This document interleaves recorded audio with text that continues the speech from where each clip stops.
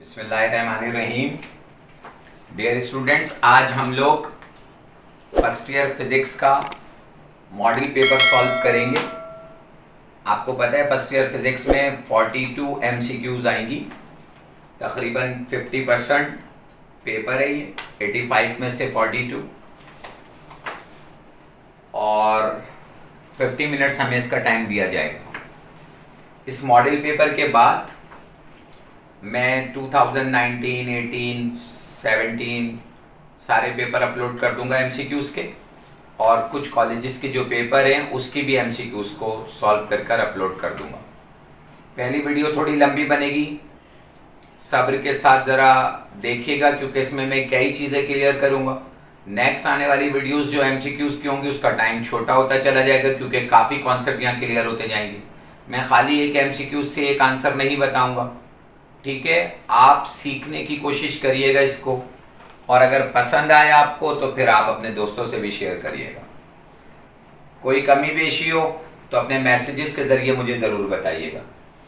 पहली एमसीक्यू ये है कि जी ओवर जी की डायमेंशन पूछिए। ये एक्सेलरेशन ड्यू टू ग्रेविटी है, ये ग्रेविटेशन कांस्टेंट है, और कह रहे इसकी डायमेंशन बताएं। तो पहले आप इन दोनों के यूनिट लिख लें, उन्हें सिंप्लीफाई कर लें, जो बच जाए उसे आप डायमेंशन में कन्वर्ट कर दीजिएगा, ठीक है। एमसीक्यूज इसकी आपके साथ चलती रहेंगी, लेफ्ट के ऊपर या नीचे बॉटम में, वहां से आप देख सकते हैं। आइए सॉल्व करते हैं इसको। Small g acceleration due to gravity है, क्या यूनिट है? मीटर पर सेकेंड स्क्वायर। कैपिटल जी का यूनिट क्या है? न्यूटन इंटू मीटर स्क्वायर पर किलोग्राम स्क्वायर। कैसे? ये मैंने यहां पर न्यूटन का ग्रेविटेशन लॉ लिख दिया है, F इक्वल है Gm1m2 ओवर आर स्क्वायर, और मुझे इसके यूनिट निकालने थे तो मैंने इसको अलग कर लिया। G यही रह गया, R इधर आर स्क्वायर डिवाइड होता उधर जाकर मल्टीप्लाइड हो गया, और दोनों मासेस इधर मल्टीप्लाइड होते नीचे आके डिवाइड में चले। अब इनके यूनिट लिखते जाए। फोर्स का यूनिट न्यूटन है, डिस्प्लेसमेंट है, या समझ में इसका यूनिट क्या है? मीटर है, स्क्वायर है तो स्क्वायर, और इन दोनों मासेस के यूनिट किलोग्राम है। Kilogram into kilogram, kilogram square. अब आप इसको नीचे से ऊपर ले जाएंगे तो पावर की साइन चेंज हो जाएगी। ये मैंने यहां यूनिट लिख दिया। जो सिंप्लीफाई होता जाए काटते चले जाइए। मीटर से 1 मीटर कैंसिल हो गया, ऊपर बच गया सेकंड की पावर -2, यहां बचा न्यूटन। न्यूटन को खोल दें, किलोग्राम इंटू मीटर पर सेकंड स्क्वायर में। ये न्यूटन इसके इक्वल है। ये 1 मीटर बचा, वो ये रहा, और किलोग्राम की पावर -2 बच गई, वो ये रहा। कैसे?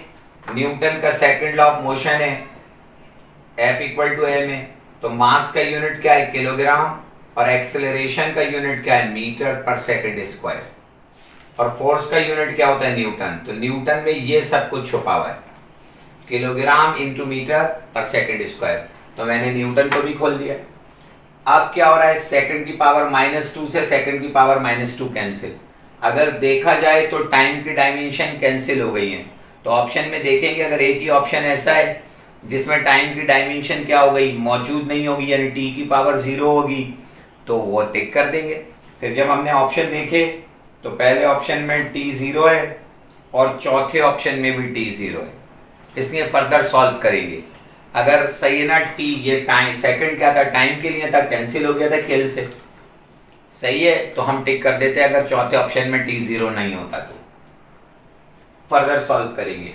ये बेस सेम है, पावर ऐड हो गई, किलोग्राम की पावर -2 और किलोग्राम की पावर +1 है, तो किलोग्राम की पावर -1 हो गई, और metre into metre, metre square हो गया। अब ये नीचे से ऊपर चला जाएगा तो किलोग्राम पर मीटर स्क्वायर है। अब इससे डायमेंशन निकल आए। किलोग्राम के लिए मास आ जाएगा, इसके लिए एल आ जाएगा। अगर आप चाहें तो इसको नीचे से ऊपर ले जाके लिख दें तो पावर -2, तो किलोग्राम के लिए मास आ गया, लेंथ आ गई मीटर के लिए, पावर -2 है, और टाइम गायब है तो उसकी पावर 0। किसी चीज की पावर 0 क्या होता है? 1। ये बुनियादी तौर पर आंसर है और ये ऑप्शन ए में हमारे पास मौजूद था। सेकंड एमसीक्यू देखते हैं। सेकंड एमसीक्यू में कह रहा है, पहली एमसीक्यू से माशाल्लाह बगैर कैलकुलेशन के नहीं हो सकती, जमकर रुक कर करिएगा, सही है, पैनिक नहीं फैलने दीजिएगा। सेकंड एमसीक्यू में कहता है if an apple is thrown with a speed of 30 meter per second in a direction 15 degree above the horizontal, then its horizontal range is।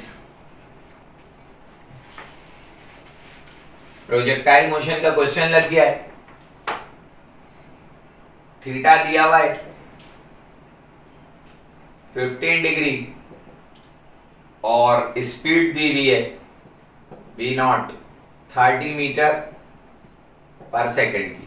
Range का फार्मूला पता होना चाहिए, तो प्रोजेक्टाइल की रेंज किसके इक्वल है, v नॉट स्क्वायर है और साइन 2 थीटा अपॉन आपको मालूम है g के,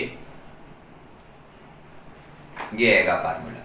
वैल्यू रख दें, जब आप यहां पर 15 रखेंगे तो 2 इंटू 15 30 हो जाएगा और साइन 30.5 होता है और v नॉट कितना है 30 का स्क्वायर है और यहां पे साइन 2 इंटू 15 30 डिग्री हो गया और g की वैल्यू अप्रोक्सीमेटली 10 समझिएगा, वैसे 9.8 है। तो जैसे ही आपने इससे मल्टीप्लाई करा ये साइन 30.5 जबानी हो जाता है और 30 का स्क्वायर जो है सही है वो होता है 900। 3 का स्क्वायर करिएगा 9 और 0, 900 को जब आप किसी चीज को 0.5 से मल्टीप्लाई करते हैं तो वो आधी रह जाती है, तो 900 को जब 0.5 से करेंगे तो ये 450 रह जाएगा और 9.8 से डिवाइड करने का मतलब ये इसको 10 समझे तो 45 के करीब आंसर आएगा। लेकिन जाहिर है कि अगर आप 10 से डिवाइड करते तो 45 आता, 0 से 0 कट जाता, लेकिन जाहिर है 10 से छोटी चीज से डिवाइड कर रहे हैं तो 45 से थोड़ा सा बड़ा आएगा, तो 45 से जो थोड़ा सा बड़ा आंसर होगा उसे टिक कर देंगे और वहां पर दिया है 46 मीटर, ये आंसर है जब आप इसको इससे डिवाइड करेंगे। लेकिन हमें जरूरी नहीं है कि बिल्कुल पूरी कैलकुलेशन के बाद कैलकुलेटर से कर जाए, आइडिया से लगा देंगे। बुनियादी तौर पर इजी था, ये करने में दिखाने में इतना टाइम लगा है। कैसे इजी था, रेंज का डायरेक्ट फार्मूला लिखेंगे, वहां पे आपके पास डाटा बनाने का वक्त थोड़ी होगा, तो आपने कहा v nought square sine 2 theta upon G, यहाँ पे 15 दिया है, 15 उसने इसलिए दिया है कि टेबल वैल्यू आ जाए, तो 2 को आपने सही है ना 15 से मल्टीप्लाई करा 30 साइन 30.5, तो जो इसका स्क्वायर आएगा उसे 0.5 से करेंगे तो आधा रह जाएगा, 450 आ जाएगा, ये तकरीबन 10 से डिवाइड करेंगे तो 45 आंसर है। ये बुनियादी लॉजिक है, 45 के नियरेस्ट, सही ना, कभी 9.8 से डिवाइड करने की कोशिश नहीं करेगा और कैलकुलेटर उठाने की जरूरत ही नहीं है, सही है। तो हमने कहा 45 से थोड़ा सा ज्यादा, तो 46 मीटर आ गया। एमसीक्यू नंबर 3 है, if an object is placed at principal focus of a converging lens the image will formed at infinity. ये मैट्रिक्स से सीख रहे हैं हम, सही है ना। कन्वर्जिंग लेंस कहते हैं कॉन्वेक्स लेंस को, तो ये उसका केस नंबर 2 है। केस नंबर 1 में क्या होता है कि केस नंबर बल्कि 5 है, सॉरी, केस नंबर 1 में क्या होता है, ऑब्जेक्ट कहाँ होता है, इंफिनिटी पर, तो इमेज कहाँ बनती है, फोकस पर। 5वां इसके बिल्कुल उलट होता है, जब आप ऑब्जेक्ट को आप फोकस पर रखते हैं तो इमेज कहाँ बनती है, इंफिनिटी पर। तो एमसीक्यू नंबर 3 का आंसर है एट इंफिनिटी। ऑब्जेक्ट आपने कहां रखा था, ऑप्शन नंबर 3 में।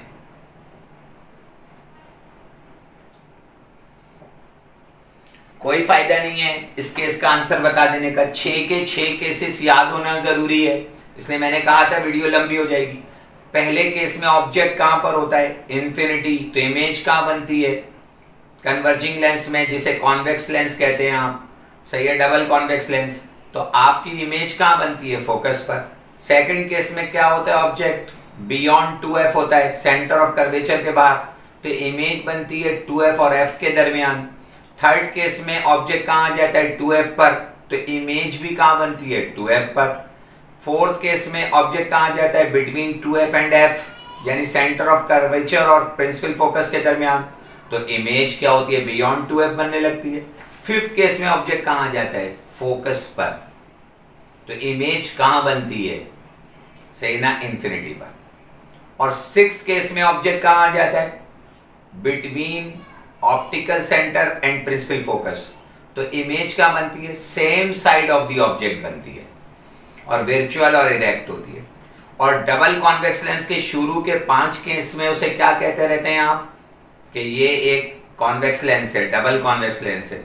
लेकिन अगर ऑब्जेक्ट विद इन फोकस आ जाए, यानी फोकस और ऑप्टिकल सेंटर के बीच में आ जाए, तो इसी डबल कॉन्वेक्स लेंस को आप क्या कहते हैं मैग्नीफाइंग ग्लास या सिंपल माइक्रोस्कोप कहते हैं। एक केस से कोई फायदा नहीं होगा, पेपर में ये केस हट जाए हिल जाएगा तो जो दूसरे ऑप्शन है उनमें से आंसर हो जाएगा।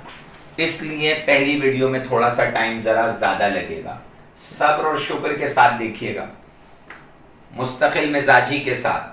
फोर्थ एमसीक्यूज है, वेक्टर से लगी है, कह रहा है if vector A equal to A iota, oh sorry vector A is A और यूनिट वेक्टर आई, सॉरी सही है ना, वेक्टर बी दिया है इसने बी और यूनिट वेक्टर जे, कह रहे हैं देन ए क्रॉस बी बताना है आपको, तो आपको ए क्रॉस बी फाइंड आउट करना है, तो दोनों को मल्टीप्लाई कर दें। ए क्रॉस बी फाइंड आउट करने का मतलब क्या है, दोनों को मल्टीप्लाई कर दें, ए की जगह ए की वैल्यू रख दें और बी की जगह बी की वैल्यू रख दें। अब ए स्केलर क्वांटिटी है, बी स्केलर क्वांटिटी है, स्केलर से स्केलर मल्टीप्लाइड होगा ए बी और बचेगा क्या आई क्रॉस जे, और आपको पता है आई क्रॉस जे के बराबर होता है, तो इसका आंसर है ए बी के, और ऐसा ऑप्शन 2 में दिया है। कैसे पता चलेगा आई क्रॉस जे, ये दायरा बना ले और इस ए की डायरेक्शन में 3 एरो बना दे, यहां रख दें आई, यहां रख दें जे यूनिट वेक्टर और यहां रख दें के, तो जब क्रॉस प्रोडक्ट लेंगे तो डायरेक्शन ऐसे आएगी, अगर आई क्रॉस जे लेंगे तो आंसर आएगा के, जे क्रॉस के लेंगे तो आंसर आएगा आई, और के क्रॉस आई लेंगे तो आंसर आएगा जे, और अगर आप उल्टे घूम गए एरो के, जे क्रॉस आई लेंगे तो आंसर आएगा माइनस के, अगर आपने क्या करा आई क्रॉस के करा तो आंसर आएगा माइनस जे, और अगर आपने के क्रॉस जे करा तो आंसर आएगा माइनस आई, तो ये आंसर है। और वेक्टर की इस तरह की एक एमसीक्यू जरूर लगेगी, जो डबल कॉन्वेक्स लेंस है उसके 6 केसेस की भी एक एमसीक्यू जरूर लगेगी।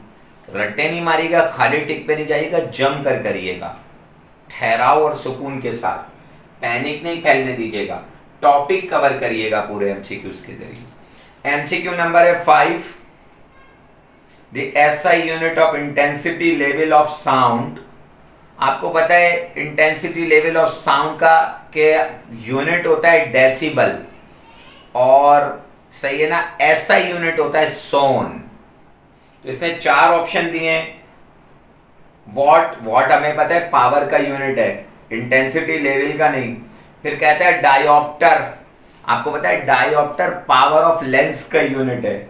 ऑप्शन सी में कहता है सोन, और सही ना एमसीक्यूज नंबर सही है ना 5 का आंसर सोन है। आगे एक आंसर देता है डेसिबल, डेसिबल भी इंटेंसिटी लेवल का यूनिट है, लेकिन एसआई यूनिट नहीं है, सवाल में क्या है एसआई यूनिट, ठीक है। एमसीक्यू नंबर है 6 में कहता है the acceleration of a body moving down a frictionless inclined plane at 30 degree will be. एक फ्रिक्शनलेस इंक्लाइंड प्लेन है, स्मूथ इंक्लाइंड प्लेन है, तो उस सही है ना, उसका फार्मूला है स्मूथ इंक्लाइंड प्लेन का ए इक्वल होता है जी साइन थीटा के, और इन्होंने एंगल ऑफ इंक्लिनेशन दिया हुआ है 30 डिग्री का, सही है, और आपसे एक्सेलरेशन पूछा है, तो आपको पता है ये 9.8 है, और साइन 30 अभी बताया था 0.5 होता है, और 0.5 से जब कोई चीज मल्टीप्लाइड होगी तो 9.8 का आधा 4.9, ये जबानी आंसर है। बस आपको काम क्या करना था कि कि इन स्मूथ इंक्लाइन प्लेन के लिए ये फार्मूला याद रखना था। तो मैंने फिर भी रख के दिखा दूं। तो जी तो हमें पता है 9.8 है, और साइन, और यहाँ 30 है, और साइन 30 क्या होता है 0.5। ये सिर्फ करके दिखा रहा हूं कुछ स्टूडेंट के लिए। आंसर आएगा 4.9। और जब भी कोई चीज क्या होगी मल्टीप्लाइड होगी 0.5 से तो आधी रह जाएगी, तो 9.8 का आधा कर देता है। एमसीक्यू नंबर है 7।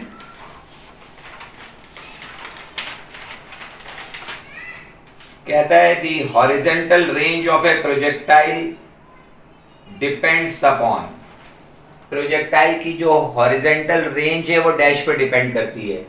तो एमसीक्यू नंबर है 7। भाई जब तक रेंज का फार्मूला नहीं पता होगा तो ऐसी एमसीक्यूज में कूदना ही हमाकत है। तो रेंज का फार्मूला क्या था, V0 square sine 2 theta upon G. और रेंज के राइट पे ये तीन चीजें हैं, angle, angle of projection, initial velocity जिससे फेंका गया है, और वैल्यू ऑफ जी। इन्हीं पे ये डिपेंड करता है, इसके अलावा कोई और दिएगा तो उस पर डिपेंड नहीं करता। तो इसने क्वेश्चन में पूछा था horizontal range of a projectile depends upon, किन पे डिपेंड करता है। पहले ऑप्शन में लिखा है द एंगल ऑफ प्रोजेक्शन, बिल्कुल करता है एंगल ऑफ प्रोजेक्शन पे। सेकंड में लिखा है जी एट द प्लेस, जब वो प्रोजेक्टाइल मोशन अपनी समझ में आई, फ्लाइट के दौरान किसी भी मौके पे पहुंचेगा तो उसकी जी की वैल्यू क्या होगी, एक पर्टिकुलर प्लेस पर पर्टिकुलर होगी। वो तो हम फर्ज कर लेते हैं कि जी जो है वो थ्रू आउट दी फ्लाइट क्या है, कांस्टेंट है, सही है। तो पर्टिकुलर वैल्यू होगी, उस पर डिपेंड करता है ये। फिर ऑप्शन सी में क्या है, the velocity of the projectile, और वेलोसिटी पे डिपेंड करता है। तो ऑप्शन 4 में क्या है, ऑल ऑफ दीज। तो इसका आंसर है ऑल ऑफ दीज। चौथा ऑप्शन है, ये टिक कर। एमसीक्यू नंबर है 8।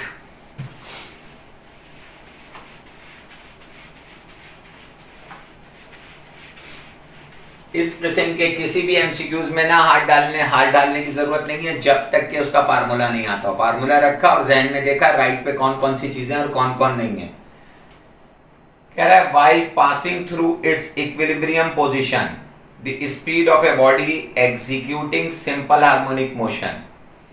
कह रहा है कि जब एक body SHM simple harmonic motion में होती है तो जब वो अपनी इक्विलिब्रियम पोजीशन पे पहुंचती है तो उसकी स्पीड क्या होती है, मैक्सिमम।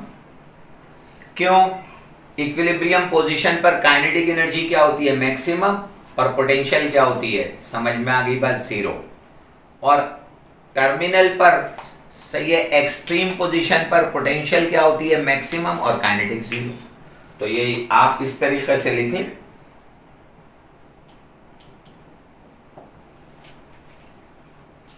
एट इक्विलिब्रियम पोजीशन, या इसको मीन पोजीशन भी कहते हैं। ये याद कर लें, काइनेटिक एनर्जी मैक्स होगी और पोटेंशियल जीरो। और eight extreme position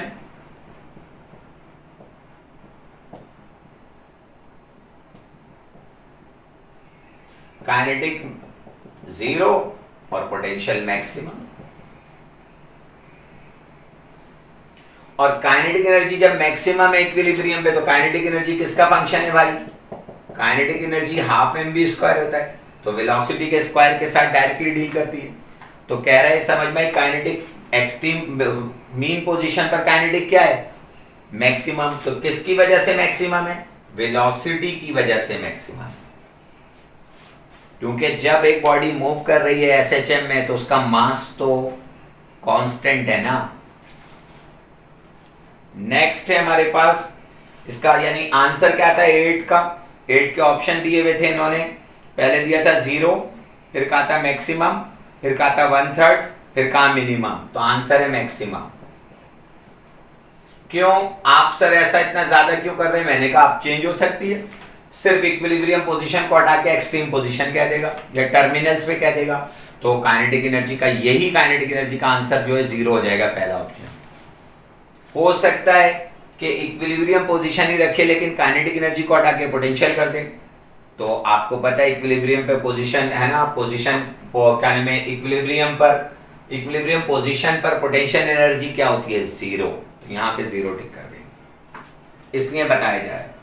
MCQ number है 9, the rate of change of angular momentum with respect to time. तो rate of change of angular momentum आपको पता है टॉर्क कहलाता है।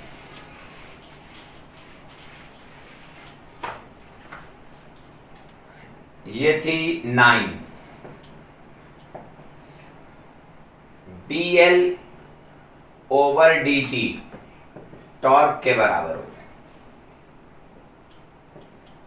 है। एंगुलर मोमेंटम को L से शो करते हैं, d चेंज को शो कर रहा है, तो dl ओवर dt ऐसे लिख दे, या delta L over delta t ऐसे लिख दे, तो टॉर्क के बराबर है।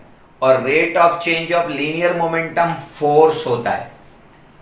अभी उसने एंगुलर मोमेंटम का सिर्फ एंगुलर हटा के लीनियर कर दे, तो आंसर क्या हो जाएगा, फोर्स।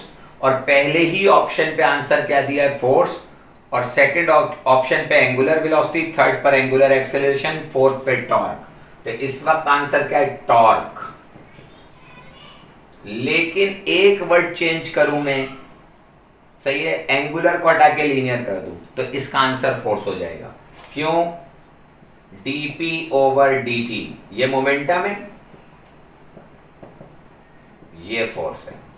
तो आप याद कर ले, rate of change of linear momentum is called force, और rate of change of angular momentum is called torque. तो इस वक्त आंसर टॉर्क है। और rate of doing work is called power.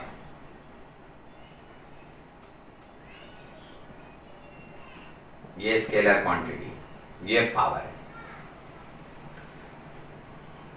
ठीक है।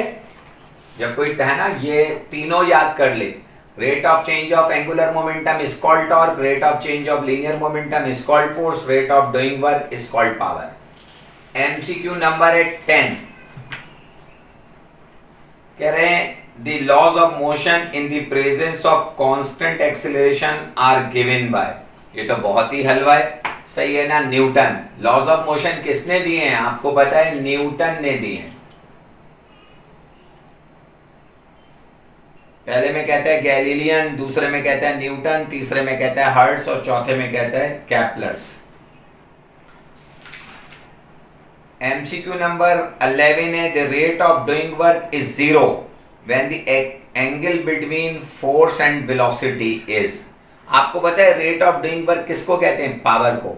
कह रहा है पावर जीरो होगी, कब जीरो होगी, जब, सही है ना, फोर्स और वेलोसिटी के दरमियान एंगल क्या होगा, 90 डिग्री। कैसे, पावर का एक फार्मूला होता है F डॉट V, ये डॉट प्रोडक्ट या स्केलर प्रोडक्ट होती है फोर्स और वेलोसिटी की। कैसे, आइए देखते हैं। पावर क्या है, rate of doing work, W upon T, और W किसके बराबर है, फोर्स इनटू डिस्प्लेसमेंट, और टाइम नीचे डिवाइड हो रहा है, यहां पूरे के नीचे लिख दें या खाली इसके नीचे लिख दें, कोई फर्क नहीं पड़ेगा। और डिस्प्लेसमेंट अपॉन टाइम क्या बन गया, वेलोसिटी। तो पावर क्या है, डॉट प्रोडक्ट है फोर्स और वेलोसिटी का, ठीक है। और इसे रेट ऑफ डूइंग वर्क भी कहते हैं, जैसा कि मैं अभी पिछली वाली एमसीक्यूज में बता रहा था, ठीक है। अब डॉट जब आप हटाएंगे तो क्या लगता है, कॉस। तो पावर बराबर है एफ कॉस थीटा, और कह रहा है पावर जीरो हो जाएगी जब एफ और वी के दरमियान डैश एंगल हो। तो आपको पता है ये एंगल 90 का होगा ना, कॉस 90 क्या होता है, जीरो। तो ये पावर इक्वल टू जीरो उसी वक्त होगी जब angle between F and V क्या हो जाएगा, 90 डिग्री। और यही पावर मैक्सिमम होगी, एफ वी के बराबर होगी, मैक्सिमम कहते हैं इसको, कब, जब थीटा क्या होगा, जीरो, क्योंकि कॉस जीरो क्या होता है, 1, तो पावर ही आ जाएगी, ठीक है। तो मैक्सिमम मिनिमम दोनों की कंडीशन याद कर ले। पावर जीरो कब होगी, जब थीटा 90 होगा, और पावर क्या होगी, एफ वी या मैक्सिमम कब होगी, जब एंगल क्या होगा, जीरो होगा। एमसीक्यू नंबर है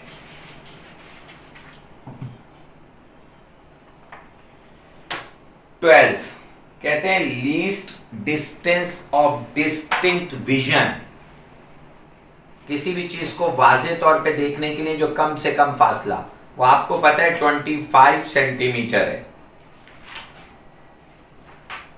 इसे 250 mm भी कहते हैं। ये भी दोनों याद रखिएगा, हो सकता है अगली दफा इस तरह आ जाए। अभी सवाल कुछ और है, कहता है least distance of distinct vision. Option A में कहता है increases with increase in age, age बढ़ने के साथ साथ ये बढ़ जाता है।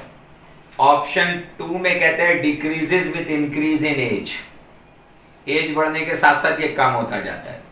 ऑप्शन सी में कह रहा है नाइदर इंक्रीजेस नॉर डिक्रीजेस, ना कम होता है ना बढ़ता है। और आगे कह रहा है सही ना, बिकम्स इनफाइनाइट आफ्टर 60 ईयर्स, 60 साल के बाद ये इनफाइनाइट हो जाता है। तो इसका आंसर है ऑप्शन ए। ऑप्शन ए में था ये इंक्रीज होता है विद इंक्रीज ऑफ एज, याद कर लीजिएगा, एज बढ़ने के साथ साथ ये बढ़ता चला जाता है। सही है। और वजह उसकी क्या है, due to decreasing effectiveness of ciliary muscles, जो सेलरी मसल्स होते हैं उसके सही है ना, उसकी इफेक्टिवनेस कम होती चली जाती है। अब एमसीक्यू नंबर है 13 में कहा है in Young double slit experiment the condition for the constructive interference is the path difference must be. 13 MCQ है।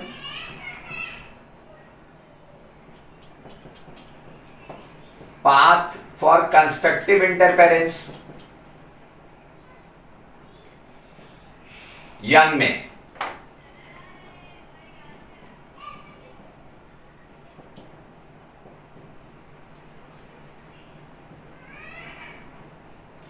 For constructive interference of light में path difference Young double slit experiment के अंदर किसके बराबर है, शॉर्ट करके लिख दिया पाथ डिफरेंस, चलिए पूरा लिख देते हैं। पाथ डिफरेंस क्या होना चाहिए, लैम्डा का multiple, integral multiple of lambda होना चाहिए। और इन्होंने ऑप्शन में दिया हुआ है, थर्ड ऑप्शन में an integral multiple of the wavelength लिखा है, तो लैम्डा आपको पता है वेवलेंथ है। अब जरूरी नहीं है कि यही एमसीक्यू पूछे, हो सकता है डिस्ट्रक्टिव इंटरफेरेंस है, तो फॉर डिस्ट्रक्टिव इंटरफेरेंस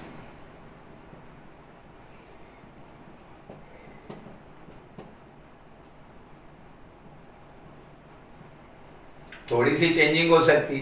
तो आपको पता है यंग में पाथ डिफरेंस डिस्ट्रक्टिव के लिए क्या होना चाहिए, डिस्ट्रक्टिव इंटरफेरेंस ऑफ लाइट के लिए पाथ डिफरेंस होता है लैम्डा बाई 2 का इंटीग्रल मल्टीपल। लैम्डा बाई 2 का मतलब है हाफ वेव,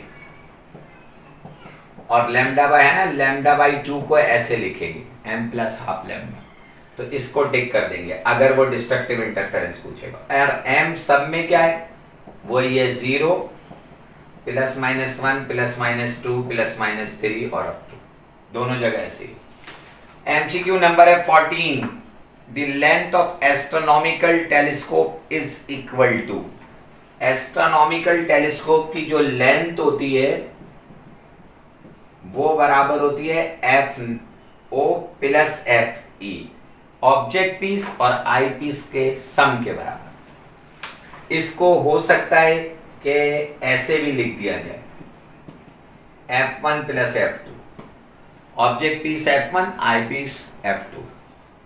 एमसीक्यू नंबर, ऐसा ऑप्शन है जी, चौथे ऑप्शन में दिया हुआ ये आंसर। एमसीक्यू नंबर है 15 a vector which can be displaced parallel to itself and apply at any point is known as free vector। Definition का सेंस बता रहा है कि ये फ्री वेक्टर है। फ्री वेक्टर की डेफिनेशन ही क्या होती है, a vector displays parallel to itself, ऐसा वेक्टर जिसको उसी के पैरेलल कहीं पे भी डिस्प्लेस किया जा सके, बाउंड नहीं कर सकते आप, आजाद वेक्टर कहलाता है, फ्री वेक्टर कहलाता है। ऑप्शन थे 4, parallel vector, free vector, unit vector और जीरो वेक्टर, तो आंसर था free vector. When a vector is multiplied by a negative number, its direction must है अपोजिट हो जाएगी डायरेक्शन, तो ऑप्शन सी में आंसर दिया है becomes opposite लिखने की जरूरत भी नहीं है। एमसीक्यू नंबर है 16।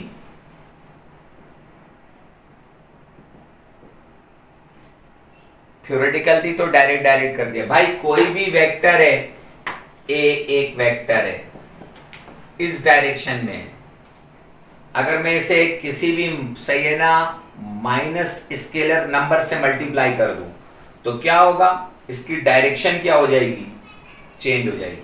अब मैंने ए को फर्ज किया -2 से मल्टीप्लाई कर तो इस वेक्टर का ये डबल हो जाएगा लेंथ में इतना, लेकिन डायरेक्शन में अपोजिट। तो मैंने यहां से यहां तक वेक्टर बना लिया। तो उसने खाली डायरेक्शन पूछी थी, तो अगर ए ये रहा तो -2 है, ऐसे हो जाएगा। एमसीक्यू नंबर है 17। Maximum number of rectangular components are 3। अगर एक वेक्टर प्लेन में, प्लेन का मतलब है 2D, तो उसके 2 कंपोनेंट होते हैं रेक्टेंगुलर कंपोनेंट। और अगर एक वेक्टर स्पेस में, स्पेस का मतलब 3D, तो उसके 3 मैक्सिमम कंपोनेंट होते हैं। रेक्टेंगुलर कंपोनेंट मैक्सिमम 3 होते हैं। तो मैक्सिमम पूछा था तो 3 को टिक कर देंगे। ये तो जल्दी जल्दी हो गई। शुरू में एमसीक्यूज देखी थोड़ी टफ थी, कैलकुलेशन पे जाना पड़ रहा था, परेशान कर रहे थे बच्चों को। हो सकता है पेपर में भी ऐसा हो, लेकिन अब आगे 1-1 मिनट में 3-3, 4-4 होने लग गए। A body is moving with uniform velocity. It's, एक बॉडी यूनिफॉर्म वेलोसिटी से मूव कर रही है। तो आपको पता है यूनिफॉर्म वेलोसिटी का ग्राफ क्या होता है, ये होता है स्ट्रेट लाइन। और वेलोसिटी का ग्राफ किसके दरमियान बनता है, टाइम वर्सेस डिस्प्लेसमेंट। चैप्टर 3। क्यों, वेलोसिटी होती क्या है, rate of change of displacement होती है। ये वेक्टर है, अब डिस्प्लेसमेंट को आप एस से लें, डी से लें, वो आपकी मर्जी है। ये ओरिजिन है, ये एक्स एक्सिस है। तो ऑप्शन में दे रहा था a body is moving with uniform velocity. Uniform velocity कह दिया मैंने, कहा स्ट्रेट लाइन होगी in between time and displacement. अच्छा, फिर क्या कहता है आगे जाके, पहला ऑप्शन में कहता है स्पीड चेंजेस। स्पीड का ताल्लुक डिस्टेंस से होता है, डिस्प्लेसमेंट से नहीं, ठीक है। स्पीड का ताल्लुक डिस्टेंस से और वेलोसिटी का ताल्लुक डिस्प्लेसमेंट से। वेलोसिटी का जिक्र है तो डिस्प्लेसमेंट बोलेंगे, डिस्टेंस नहीं बोल सकते। और अगर डिस्टेंस बोलेंगे तो डेफिनेशन में पर्टिकुलर डायरेक्शन का जिक्र करना पड़ेगा, तब जाके वेलोसिटी बनेगी। ये आंसर नहीं है। एक्सेलरेशन चेंजेस, बिल्कुल नहीं है ये आंसर, सही है ना, क्योंकि इसका ताल्लुक है डिस्प्लेसमेंट से और टाइम से, सही ना। और आगे जाके कहता है डायरेक्शन ऑफ मोशन चेंजेस, जी नहीं। चौथे ऑप्शन में कहता है डिस्प्लेसमेंट फ्रॉम ओरिजिन चेंजेस, ये है displacement from origin changes, option number D.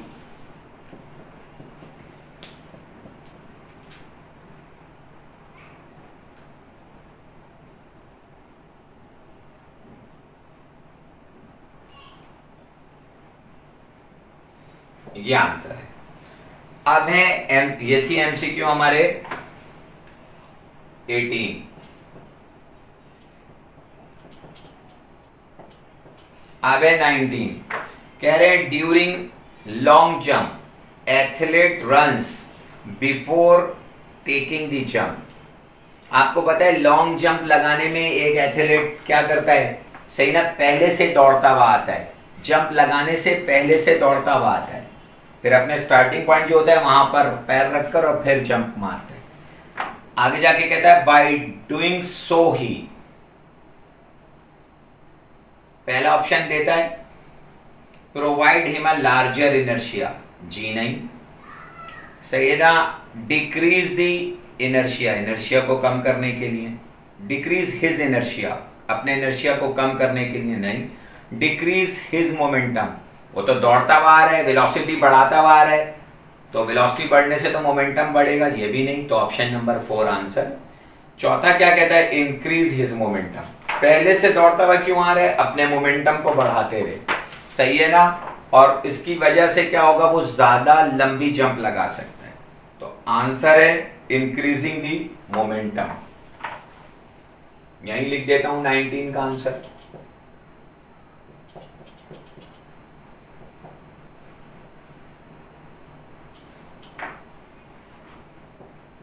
His momentum, ये ऑप्शन फोर्थ में। अब एमसीक्यू नंबर है हमारे पास 20।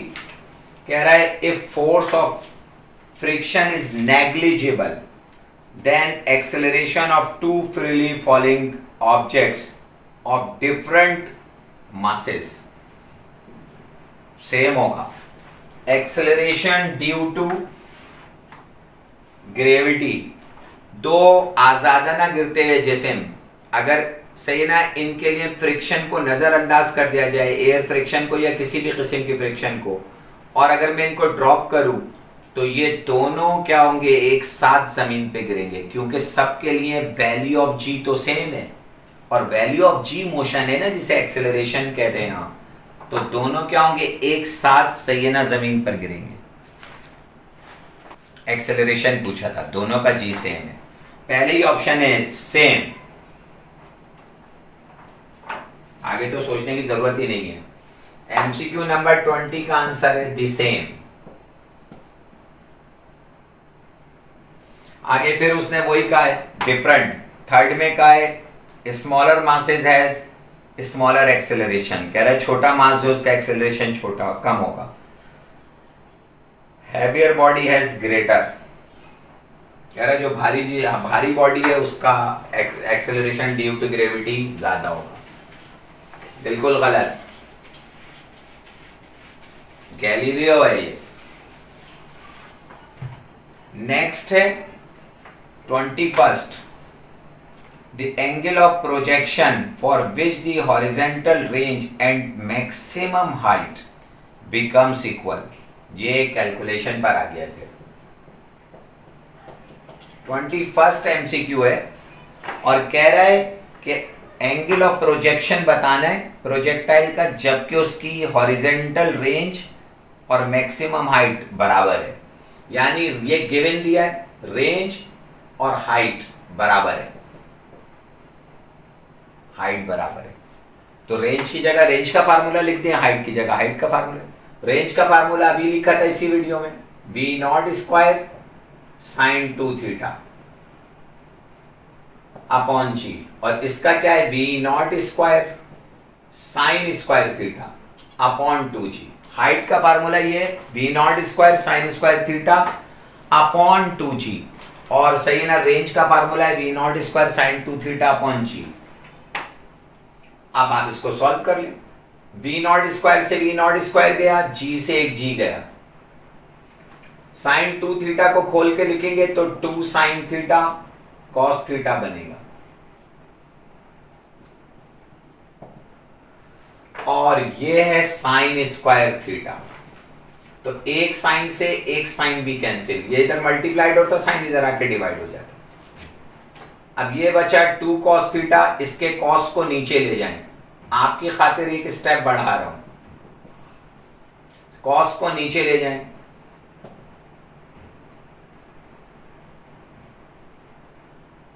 तो ये बन जाएगा sine over cos. Sine over cos tangent कहलाता है, तो टेंजेंट थीटा इक्वल है 2 के, और थीटा बराबर है tan इनवर्स 2 के। अब इन्होंने ऑप्शन में दिया हुआ है tan inverse 1/4, tan inverse 1/2, tan inverse 4 और tan इनवर्स 2, तो आंसर है tan इनवर्स 2। अच्छा, मुझसे एक थोड़ी सी मिस्टेक हो गई, ये वाला 2 लिखना मैं भूल गया, ये नहीं कटा है, एक सेकंड रुक जाएंगे, तो साइन स्क्वायर थीटा अपॉन 2 है, ये वाला 2 यहां आ गया, और ये 2 यहां पर साइन थीटा अपॉन 2 आ गया, और ये 2 उधर जाकर मल्टीप्लाइड हो गया, ये 4 हो गया, कॉस नीचे आ गया साइन के, और 2 उधर जाकर multiply, sine over cos tangent बन गया, ये 4 हो गया, यहां पर 4 कर दिया, सही है, तो ये tan इनवर्स 4 आंसर है। अब है हमारे पास और ऐसा ऑप्शन नंबर 3 में दिया है। अब है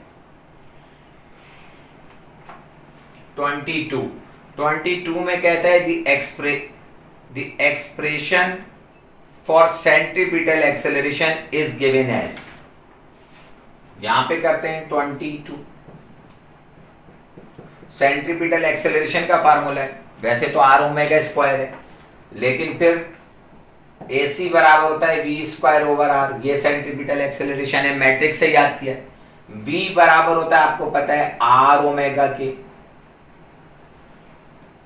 एंगुलर वेलोसिटी, तो AC बराबर होगा, इस v की जगह रखा r ओमेगा का स्क्वायर अपॉन r। अब ये r पे भी स्क्वायर है, ओमेगा पे भी स्क्वायर है और नीचे r है, एक r से एक r कैंसिल, तो आंसर है r ओमेगा स्क्वायर। ये ऑप्शन दिया हुआ है, लास्ट ऑप्शन है 4th। MCQ नंबर है 23। मजेदार पेपर है, पूरी फिजिक्स आना जरूरी है तभी जाकर आप कर सकते, लेकिन घबराने की कोई बात नहीं है। 23 MCQ नंबर 23 में कहता है it is better to use long spanner rather than a short one when lighten a nut और ए बोल्ट, बिकॉज कह रहा है कि आप जो है ना, ये आपके लिए बेहतर है कि आप बड़ा पाना यूज करें, लॉन्ग स्पैनर यूज करें शॉर्ट स्पैनर के मुकाबले में, किसी बोल्ट को टाइट करने के लिए या किसी नट को टाइट करने के लिए। अगर आप कोई नट टाइट करना चाहते हैं, बोल्ट टाइट करना चाहते हैं, तो कहता है लॉन्ग स्पैनर यूज करिए। लॉन्ग स्पैनर यूज करना ज्यादा बेहतर है शॉर्ट की बनिस्बत, सही है, क्योंकि आपको पता है लॉन्ग स्पैनर से फोर्स क्या लगेगी, कम। ऑप्शन पहले में कहता है less force needs to be extend by the user, इसमें आपको कम कुवत लगानी पड़ेगी और आसानी से आप बोल्ट को खोल लेंगे या टाइट कर लेंगे। दूसरे में कहता है लेस फ्रिक्शन इज प्रेजेंट, बिल्कुल नहीं। लेस टर्निंग इफेक्ट टॉर्क को कहते हैं, कहते हैं less turning effect is required on the spanner. कह रहे हैं लॉन्ग में जो है ना, आपको क्या होगा कि टर्निंग इफेक्ट क्या हो जाएगा, कम होगा। जी नहीं, जब आप फोर्स आर्म बढ़ाते हैं तो समझ में आई, टॉर्क बढ़ जाता है। टॉर्क बराबर होता है RF sin थीटा, तो इसमें जो R है वो फोर्स आर्म जितनी बढ़ेगी, लॉन्ग स्पिनर की आर्म ज्यादा है, इसमें टर्निंग इफेक्ट क्या होगा, सही है ना, बढ़ जाएगा, आसानी से घूम जाएगा। इसने इसके अपोजिट लिखा है। और 4th ऑप्शन में कहता है eight the surface of the body, बिल्कुल गलत, सही है ना। MCQ नंबर है 24। A hole is drilled through the earth along the diameter and a stone is dropped into it. When the stone is at the center of the earth, it has, कह रहा है जमीन के अंदर आपने whole कर दिया है, सही ना, along its diameter, यानी ऐसा होल करा कि जो जमीन के समझ में डायमीटर के साथ साथ है, ये अर्थ है, और आपने सही है ना ऐसे जमीन में होल कर दिया along its diameter। फिर आपने क्या करा, समझ में आ गई बात, उसमें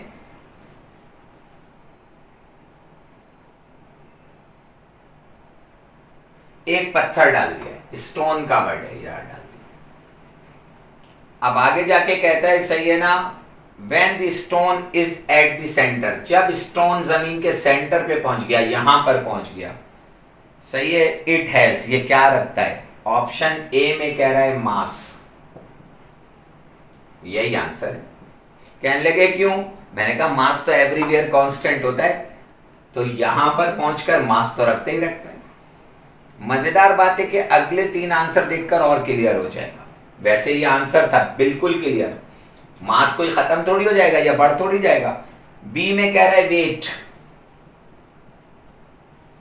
बिल्कुल नहीं। सेंटर ऑफ अर्थ पर वेट ऑफ ए बॉडी 0 होता है। वेट का फार्मूला है mg, चैप्टर 6 से आया ये। और डेप्थ के साथ वैल्यू ऑफ g कम होती जाती है और सेंटर ऑफ अर्थ पर g की वैल्यू 0 होती है। एट सेंटर ऑफ अर्थ, अर्थ के सेंटर पर क्या होता है, g 0 होता है। g 0 होगा तो w क्या है, m इंटू जी 0, तो वेट क्या होगा 0, यानी वो वेट नहीं रखता, मास रखता है। ऑप्शन सी में कहता है एक्सेलरेशन, एक्सेलरेशन है ही नहीं, रुक जाता है यहां कर जाकर, तो एक्सेलरेशन भी नहीं होगा। और कहता है सेंट्रीपिटल फोर्स, फोर्स भी नहीं होगी। समझ में आ गई बात, वेट भी तो एक फोर्स है, तो आंसर है मास।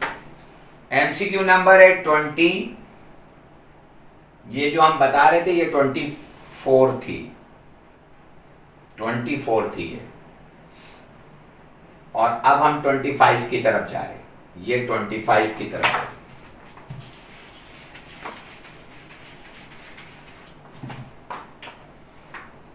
और 25 एमसीक्यू कह रही है if the radius of the earth were to shrink by 1%, अगर रेडियस ऑफ अर्थ क्या हो जाए 1% श्रिंक हो जाए, सुकड़ जाए, while its mass remaining same, जबकि उसका मास सेम ही रहे, the acceleration due to gravity on the earth surface, तो अर्थ सरफेस पर एक्सेलरेशन ड्यू टू ग्रेविटी क्या होगी, मैंने कहा बढ़ जाएगी, तो थर्ड ऑप्शन में इंक्रीज। कहने लगे कैसे, मैंने कहा फार्मूला लिखिए, at the surface of earth value है ना, वैल्यू ऑफ जी का फार्मूला ये है G M E over R E का स्क्वायर। अब आप समझ में क्या हुआ, मास तो जमीन का वही रहा, आपने कहा कांस्टेंट है सिचुएशन में, और जी यूनिवर्सल कांस्टेंट होता है, समझ में आ गई बात, ग्रेविटेशन कांस्टेंट, ये भी कांस्टेंट है, तो ऊपर की दोनों चीजें कांस्टेंट हैं, तो इसके साथ इसका रिलेशन क्या है, इनवर्स। आपने कहा जमीन सिकुड़ गई है, श्रिंक हो गई है, तो जब रेडियस कम होगा तो ये क्या होगा, बढ़ जाएगा, क्योंकि रिलेशन क्या है, इनवर्स। सही है, तो मैंने लिख दिया इंक्रीज इस वजह से। अगर ये डायरेक्ट रिलेशन होता, समझ में आई, और ये कम होती वैल्यू तो जी भी कम हो जाती। इस वक्त इनवर्स रिलेशन है और आप इसको कम कर रहे हैं तो वो बढ़ गया। एमसीक्यू नंबर 26 में है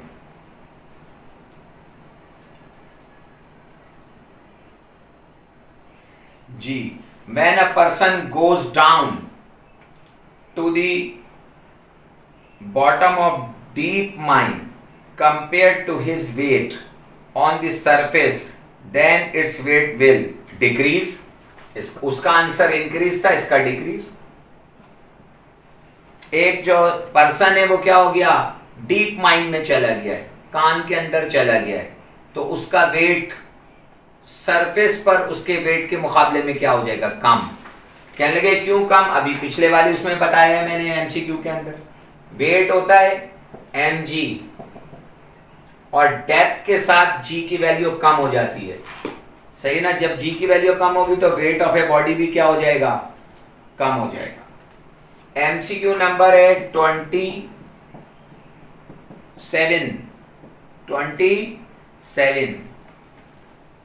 27 में कहा गया है if the mass of the earth becomes 4 times larger having same radius the value of g will, तो यही वाला है ये, तो बिल्कुल इसी तरीके से 27 कह रहा है मास ऑफ अर्थ को आप 4 गुना बढ़ा दें जबकि उसका रेडियस कांस्टेंट रहे, तो अब ये दोनों कांस्टेंट हैं, तो जी ई का रिलेशन क्या है मास के साथ, डायरेक्ट, और अगर आप ये 4 गुना बढ़ाएंगे तो ये भी 4 गुना बढ़ेगी, क्योंकि पावर 1 के साथ रिलेशन है।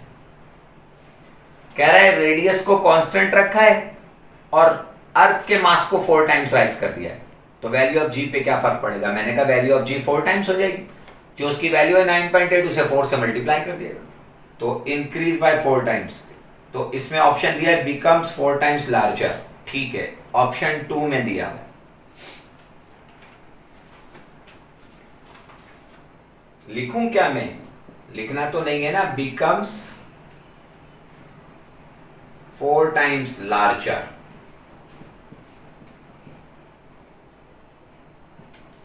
ये ऑप्शन है। अब है एमसीक्यू नंबर 28, कह रहा when a car accelerates up a hill slope it is said to be. When a car accelerates up a hill slope it is said to be. उसकी काइनेटिक और potential energy दोनों बढ़ेगी।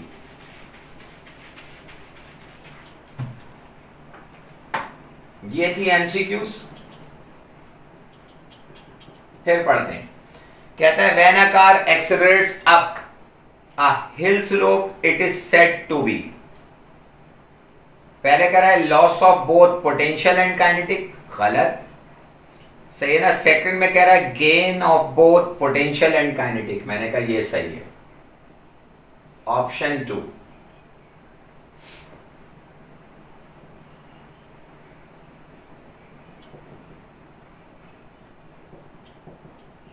Option सही है ना, ये 2 है। आगे जाके कहता है तीसरे में gain of potential and loss of के। कह रहा है पोटेंशियल गेन हो रही है, काइनेटिक लॉस हो रही है, गलत। कह रहे हैं गेन ऑफ काइनेटिक, काइनेटिक बढ़ रही है एंड लॉस ऑफ पी, गलत। सर कोई लॉजिक है? मैंने कहा बिल्कुल है। कहने लगे पोटेंशियल एनर्जी किसके, ग्रेविटेशनल पोटेंशियल एनर्जी mgh है, तो ये हाइट का फंक्शन है। सही है, हाइट का फंक्शन है तो पोटेंशियल एनर्जी डायरेक्टली डील कर रही है हाइट के साथ। तो सही ना, कार क्या है, ऊपर की तरफ जा रही है। जब ऊपर की तरफ जा रही है तो हाइट बढ़ रही है, तो इसलिए पोटेंशियल बढ़ रही है। लेकिन सर काइनेटिक कैसे? भाई मैंने कहा वर्डिंग में बोला है when a car accelerates up, ऊपर जाते हुए एक्सेलरेट हो रही है। एक्सेलरेट का मतलब ये वेलोसिटी बढ़ रही है। सही है, तो काइनेटिक एनर्जी किसका फंक्शन है? इक्वल होती है half mv square. Mass of car तो कांस्टेंट है, हाफ कांस्टेंट है, तो काइनेटिक एनर्जी किसका फंक्शन है? वेलोसिटी के स्क्वायर। आ रही है बात समझ में? तो वेलोसिटी बढ़ रही है ऊपर जाते हुए, तो काइनेटिक भी बढ़ रही है, पोटेंशियल भी बढ़ रही है। कुछ लोगों के जहन में ये है कि ऊपर जाएंगे ना तो काइनेटिक कम होगी और पोटेंशियल बढ़ेगी। जी नहीं भाई, स्पीड वो थोड़ी अपनी कम कर रही है, तेज से तेजतर होती जा रही है ऊपर की तरफ जाते हुए, तो दोनों बढ़ेंगे। अब है 29, power is a scalar quantity. अभी पीछे आया था डॉट प्रोडक्ट था, स्केलर प्रोडक्ट था फोर्स और वेलोसिटी का, इसलिए पावर क्या है? स्केलर क्वांटिटी है। फर्स्ट ऑप्शन आंसर है 29 का। आगे कहता है वेक्टर क्वांटिटी, फिर तीसरे में कहता है some times scalar some times vector. बड़ा मजाक कर रहा है। फोर्थ में कह रहे हैं नल वेक्टर, वेक्टर ही नहीं है। ऑप्शन सही ना। अब 30 एमसीक्यू है, work energy equation is simply, ये भी थ्योरेटिकल है। वर्क एनर्जी इक्वेशन क्या है? Law of conservation of energy को फॉलो करता है। इसने ऑप्शन दिया है laws of conservation of mass, laws of conservation of energy, laws of conservation of linear momentum और law of conservation of momentum. तो आंसर क्या है? Law of conservation of energy. Chapter 7 से आया है वर्क एनर्जी इक्वेशन। अब है 31, a simple pendulum has metal Bob. एक सिंपल पेंडुलम है, वो मेटल का बॉब रखता है विच इज नेगेटिवली चार्ज्ड, और उस मेटल के बॉब पर क्या है? वो नेगेटिवली चार्ज्ड है। If it is allowed to oscillate above a positive charge metallic plate, then its speed will। कह रहा है एक मेटल का बॉब है, उसे पॉजिटिवली चार्ज प्लेट पर, ये पॉजिटिवली चार्ज प्लेट है, मेटल का बॉब सीलिंग से लटका हुआ है यहां पर, और ये पॉजिटिवली चार्ज प्लेट है, और मेटल का जो बॉब है वो नेगेटिवली चार्ज है, नेगेटिवली चार्ज है। मेटल का बॉब नेगेटिवली चार्ज है और एक हॉरिजॉन्टल प्लेट रखी हुई है पॉजिटिवली चार्ज, उसके ऊपर मेटल का बॉब स्विंग कर रहा है, ऑसिलेट कर रहा है, और कह रहा है इसकी स्पीड पे आगे जाके कहता है अलाउड टू ऑसिलेट, सही है ना, above a positively charge metallic plate then its period will, इसका टाइम पीरियड क्या होगा, यानी एक चक्कर जो लगा रहा है उसका टाइम पीरियड बढ़ जाएगा, कम हो जाएगा, या वही रहेगा, वही रहेगा, सेम रहेगा, कांस्टेंट रहेगा। एमसीक्यू नंबर 3, कैसे घेर रहा है, घेरने की कोशिश कर रहा है, हाँ कह देंगे। टाइम पीरियड के अपनी बेसिक पे खड़े रहेंगे। टाइम पीरियड का फार्मूला है टी बराबर है 2 pi under root L over G. तो पूरे खेल में चार्ज नहीं है, सही है, तो जब चार्ज नहीं है टाइम पीरियड कैसे, ये भी कांस्टेंट, ये भी कांस्टेंट, ये भी, ये लेंथ का फंक्शन है, तो लेंथ तो चेंज नहीं करी, तो एक पॉजिटिवली चार्ज प्लेट एक नेगेटिवली चार्ज है। समझ में आ गई बात, कोई टाइम पीरियड पे फर्क नहीं पड़ेगा। ऑप्शन है सी, रिमेन द सेम।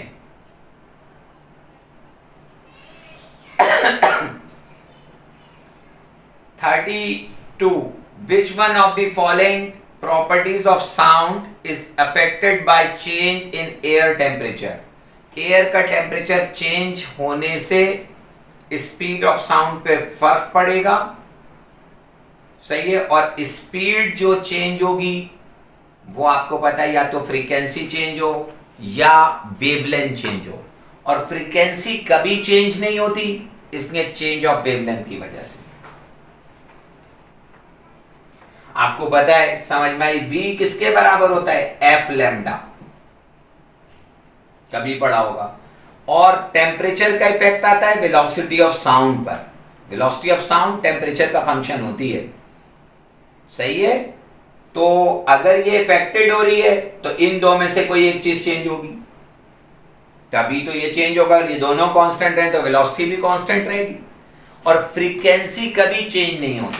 मैं बोल रहा हूं, मेरी आवाज की जो फ्रीक्वेंसी है वो वही रहेगी, भले आगे जाकर मेरी आवाज के साथ कुछ भी हो जाए, एक ऐसे रीजन में चली जाए जहां टेम्परेचर ज्यादा है, या ऐसे रीजन में चली जाए जहां टेम्परेचर कम है, स्पीड और वेलोसिटी ज्यादा हो जाए या कम हो जाए, उससे मेरे इस कव्वे पर जो ये वाइब्रेट कर रहा है इस पर कोई फर्क नहीं पड़ेगा। जहन में बिठा लीजिएगा, फ्रीक्वेंसी अनचेंज रहती है। तो फिर वेलोसिटी आ रही है बात समझ में। तो ऑप्शन दिया था which one of the following properties of sound is affected by change in air temperature. पहले ऑप्शन में कह रहा है फ्रीक्वेंसी, ये कभी चेंज नहीं होगी। दूसरे में कह रहा है एम्पलीट्यूड, तीसरे में कह रहा है इंटेंसिटी। एम्पलीट्यूड और इंटेंसिटी का ताल्लुक है आपस में, एक हिलेगी तो दूसरा भी हिल जाएगा, तो ये एम्पलीट्यूड चेंज होगा तो इंटेंसिटी भी चेंज होगी, तो दोनों ही ऑप्शन या तो होंगे या दोनों ही नहीं होंगे। और चौथा ऑप्शन कह रहा है वेवलेंथ, तो आंसर है वेवलेंथ। एमसीक्यूज नंबर 32 और इसका आंसर था वेवलेंथ।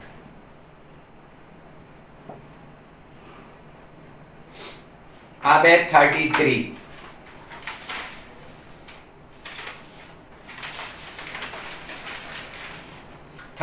में कह रहा है a pendulum clock is running slow. अच्छा हुआ मैंने मिटाया नहीं है। कह रहा है पेंडुलम की क्लॉक जो है वो स्लो चल रही है, यानी एक चक्कर देर में लगा रही है। स्लो चलने का मतलब है उसका टाइम पीरियड बढ़ा हुआ है, टाइम पीरियड बढ़ा हुआ है, स्लो चल रही है। इट कैन बी करेक्टेड, हम चाहते हैं ये करेक्ट हो जाए, यानी इसका ये स्लो चलना इसके अंदर क्या है, एक डिफेक्ट है, और हम चाहते हैं क्या हो जाए कि ये सही चलना शुरू कर दे, यानी इसका टाइम पीरियड क्या हो जाए, थोड़ा कम हो जाए। कम होने का मतलब एक चक्कर जल्दी लगा ले। अभी स्लो चल रहा है तो इसका मतलब एक चक्कर देर में कंप्लीट कर रहा है, और हम इसे करेक्ट करना चाहते हैं। करेक्ट करने से क्या मुराद है, एक चक्कर जल्दी कंप्लीट करने लगे। अगर सही ना एक चक्कर जल्दी कंप्लीट करने लगे तो आप क्या चाहते हैं कि उसका टाइम पीरियड कम हो जाए, और टाइम पीरियड कम कैसे होगा, उसकी लेंथ को कम कर दें, क्योंकि लेंथ और टाइम पीरियड के दरमियान डायरेक्ट रिलेशन है। तो जब आप लेंथ बढ़ा दें तो टाइम पीरियड बढ़ जाएगा। इस वक्त आपको क्या करना है, स्लो चलने वाले पेंडुलम को तेज करना है। तेज करने से मुराद क्या है, टाइम पीरियड कम करना है। तो टाइम पीरियड और लेंथ में क्या रिलेशन है, डायरेक्ट। तो आपको लेंथ को क्या करना पड़ेगा, कम। पहले ऑप्शन में कह रहा है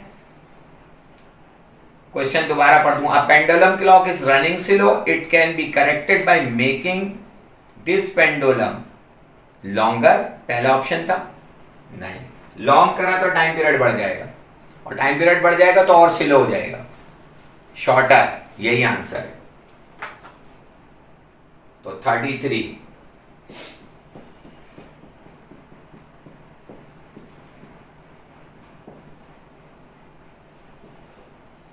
और तीसरे में कह रहा है हैवियर, चौथे में कह रहा है लाइटर। खुला मजाक है।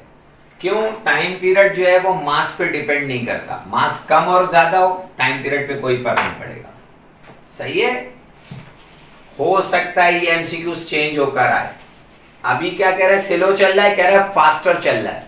फास्टर चलने का मतलब क्या है? आपको स्लो करना है। स्लो करने का मतलब क्या है? आपको टाइम पीरियड बढ़ाना है। टाइम पीरियड बढ़ाने का मतलब क्या है? लेंथ को बढ़ाना पड़ेगा। हल्की सी चेंजिंग करेगा, रट्टा मत मारिएगा, आंसर चेंज हो जाएगा। ऐसा ना हो कि मेरा समझाया हुआ आपके जहन में बैठ जाए और आप बस डायरेक्ट वहां जाकर समझ में बगैर सोचे समझे, है ना, टिक कर दें और सवाल वहां चेंज हो चुका हो। घूम ना जाए बॉल, रिवर्स स्विंग ना हो जाए।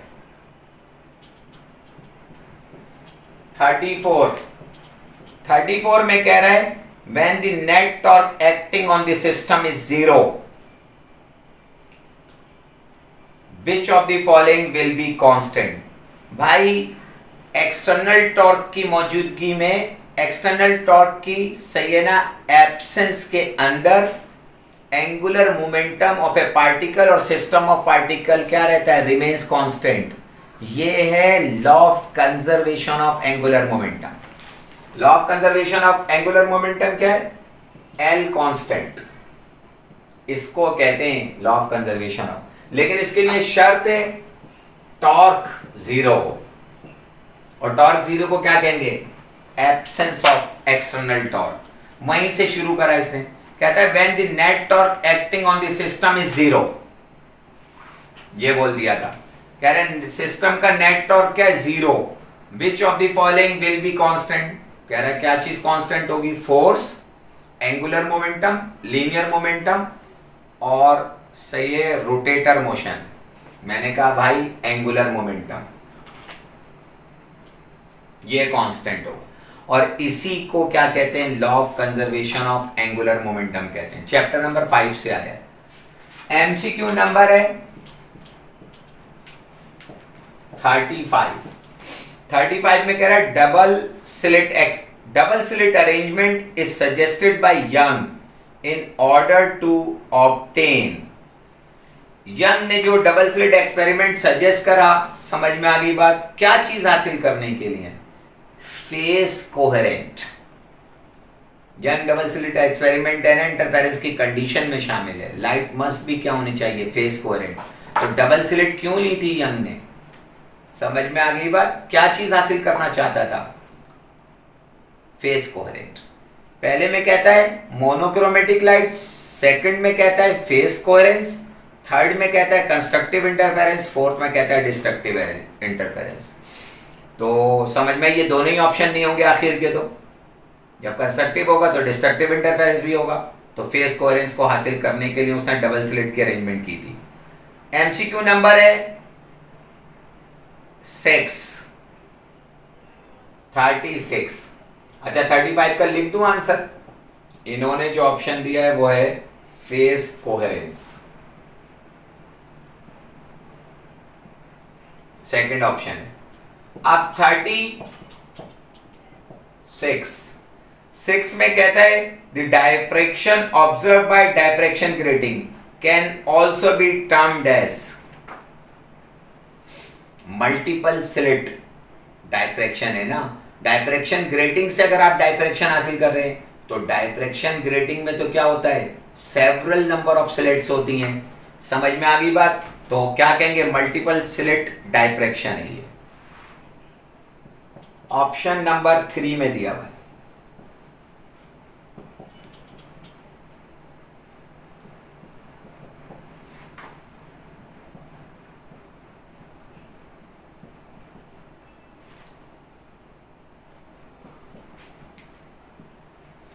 पहला था सिंगल स्लिट डायफ्रैक्शन, दूसरा था डबल स्लिट, तीसरा था मल्टीपल स्लिट डायफ्रैक्शन, चौथा था फ्रेस्नेल डायफ्रैक्शन। 37 कहता है two sources of light are said to be coherent. दो लाइट सोर्स को आप कब कहेंगे कि ये कोहेरेंट है? भाई जब उनकी वेवलेंथ क्या हो, समझ में आई, सेम एम्पलीट्यूड। दे प्रोड्यूस, पहला ऑप्शन कहता है they produce waves of the same wavelength, जब उनकी वेवलेंथ क्या हो, सेम हो, यही ऑप्शन है पहला। कहता है दो सोर्स ऑफ लाइट को आप फेज कोहेरेंट कब कहेंगे? भाई जब वो सेम वेवलेंथ की लाइट प्रोड्यूस कर रही हो। अगर सेम वेवलेंथ गायब हो तो सेम फ्रीक्वेंसी।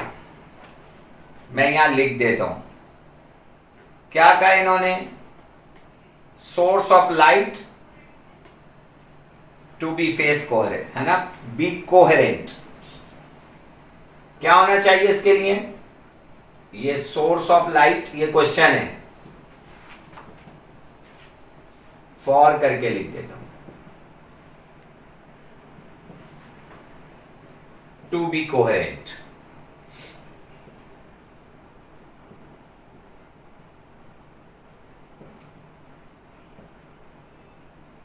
कब होनी चाहिए?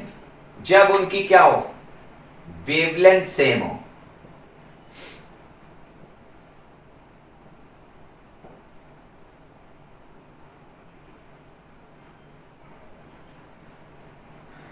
Same wavelength. अगर ये ऑप्शन नहीं होगा ना तो सेम फ्रीक्वेंसी।